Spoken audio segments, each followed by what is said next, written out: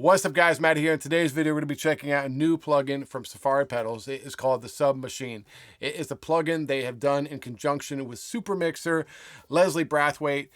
He's mixed, Happy by Pharrell and a bunch of other huge R&B and hip hop records. And if you've watched any of his Mix with the Masters videos, or even some of the ones on YouTube, you'll find this out. He tends to use the pull tech and the voice of God a lot on basses and kicks. And to me, this plugin is kind of a combination of all the techniques he uses with those two plugins and on those two instruments, all wrapped in one.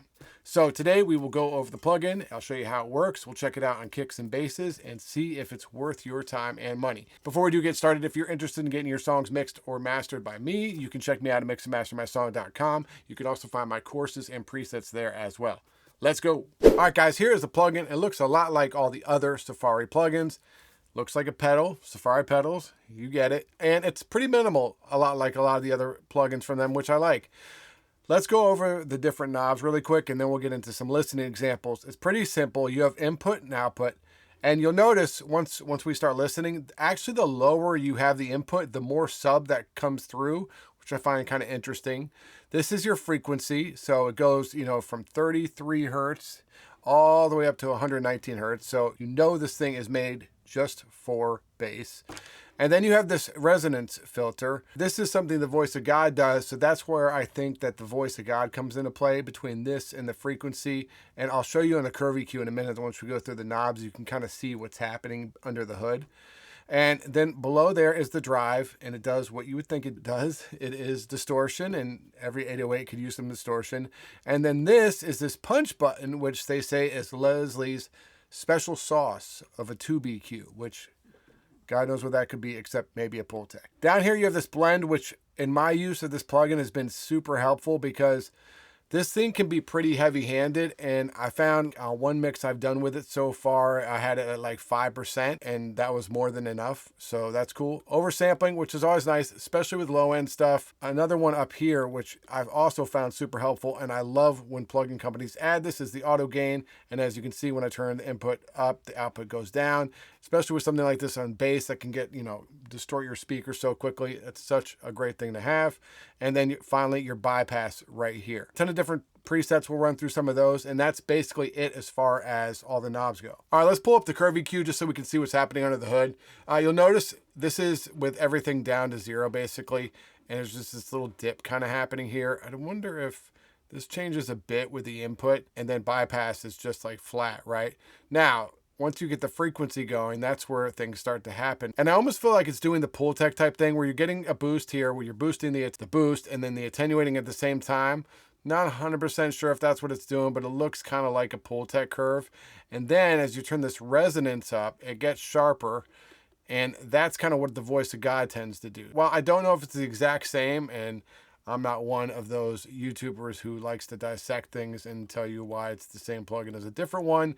It's probably doing something like the same thing. And then if you notice, once you turn this boost on and off, it looks like, punch, which looks like a boost, because it doesn't look all that different from what frequency and resonance you have going. It just looks like it was boosted like a dB or two. So hard to say, but it does sound really cool once you get it all engaged. And then drive is distortion, but this is all harmonics, which the curve EQ is not going to see.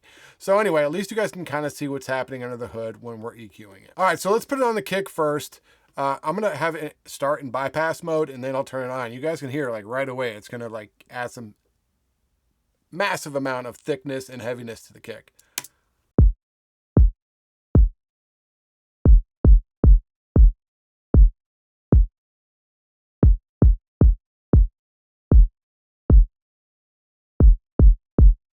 So as you can see, it's definitely doing a thing. And this is where the frequency at 60 hertz and the resonance is pretty low. Now let's do it again. And I'm just going to play with the knobs so you guys can kind of hear all the different sounds you can get out of this thing.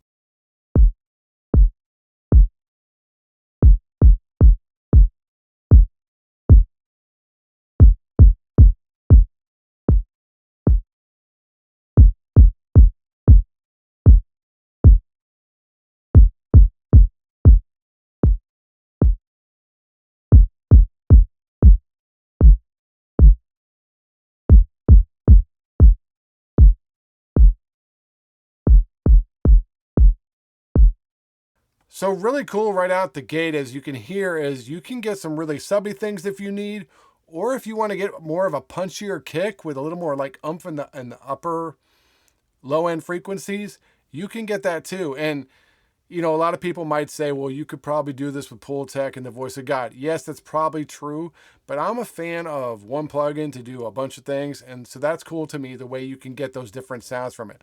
Let's play it again and pull up the drive, and maybe we'll switch this punches on right now. We'll switch it on and off just to hear what that's doing.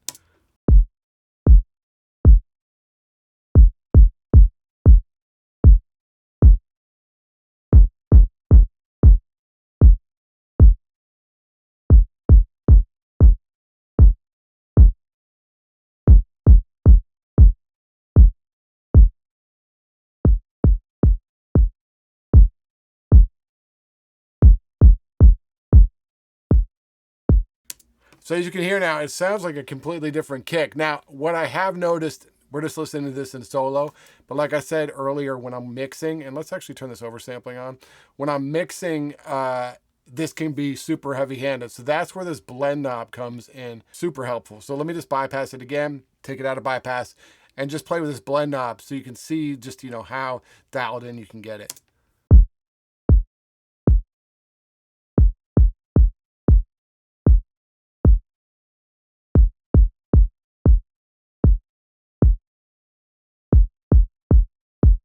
And so like right there, now you're still getting some of those subharmonics and distortion from the plugin, but you're still maintaining the originality of the kick, which I love to have that.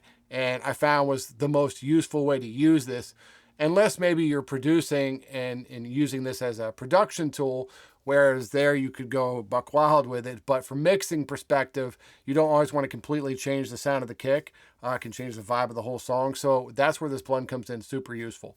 Let's check it out on an 808. So once again, I'm going to play the 808. We'll have it in bypass and then we'll turn it on. These are just the default settings once again. So you can just see it really sounds pretty good when you just actually turn it on.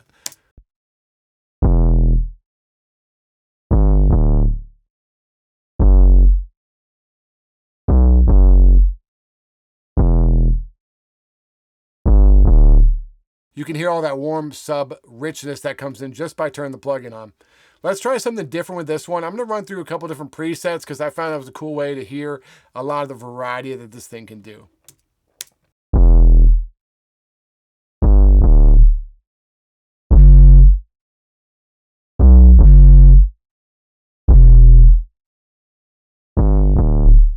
So you can hear that one is kind of overloading the system there. Let's try this 808 hit one.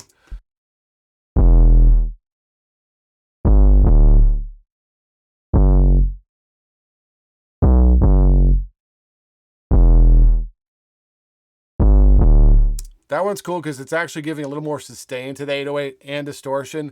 That could be very helpful, I think, when you're trying to get 808 to cut through the mix a bit more. Let's try this kick fatness one to see what that's all about. Put auto gain on.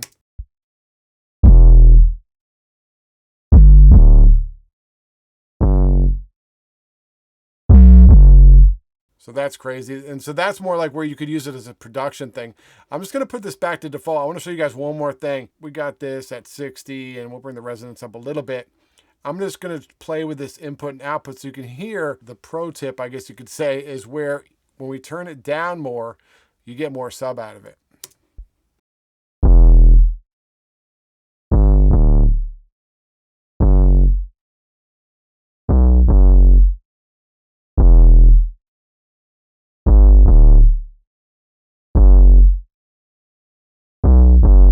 All right, guys, so that is Leslie's Bull Submachine. Let me know what you think about it in the comments below. Is it worthy of you putting your hard-earned money into it? I mean, if you have Voice of God and the Pultec already, you could probably achieve some of this, but having all this built into one plugin is pretty cool. I've had the plugin for about a week now, and I've actually reached for it like 2 or 3 times, which to me is usually a pretty good indicator that it's a plugin that I might actually keep using, because sometimes I'll get a plugin for review, I'll do the review, or I'll have it for a few weeks before the review, and just I'm not reaching for it. But I have reached for this a few times and actually used it. So I think that's a very good indication. Like I said, the blend knob is super helpful and useful for mixing, especially because I don't want to always completely change the kick.